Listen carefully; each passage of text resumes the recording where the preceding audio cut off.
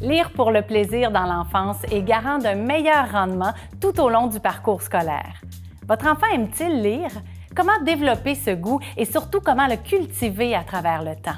L'auteur et grand lecteur Simon Boulris partage ses meilleurs trucs et sa passion.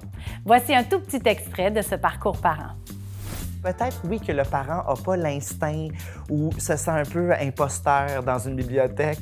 Bien, peut-être qu'au départ, il peut juste être un peu sur son cellulaire, mais quand même l'amener. Puis après ça, avoir une curiosité de pas juste être sur son cellulaire, mais aussi, c'est un lieu vivant. Donc, de se laisser prendre par une activité qui a été faite. Il y a des magazines. Il y a des expos, aussi. il y a des magazines, il y a des journaux. Audio. Des livres audio. Est-ce qu'un livre audio, c'est bon ou c'est pas de la lecture? Ah, c'est de la lecture aussi, évidemment. C'est de la lecture à l'audio, mais bien sûr que ça répond à notre besoin de se faire raconter des histoires.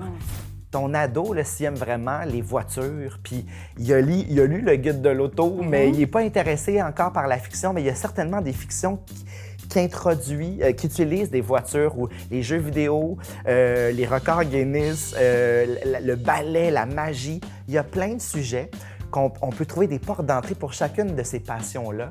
Comment rendre la lecture plus attrayante pour que ça soit un choix d'activité?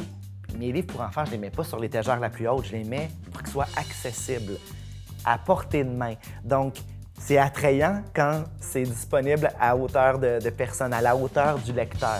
Donc, une accessibilité, puis pourquoi pas, moi je fais souvent ça dans mes bibliothèques, faire du facing, comme si j'étais dans une librairie.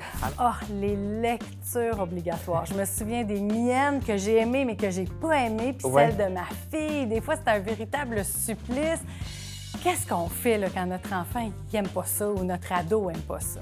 On apprend toujours quand on lit un livre obligatoire, même si, oui, c'est dur. Donc, de reconnaître, de légitimer à l'ado dans son inconfort, dans sa frustration. Il a le droit, mais de nommer la fierté qu'il va ressentir, de se rendre jusqu'au bout, puis d'haïr en toute connaissance de cause. C'est le fun.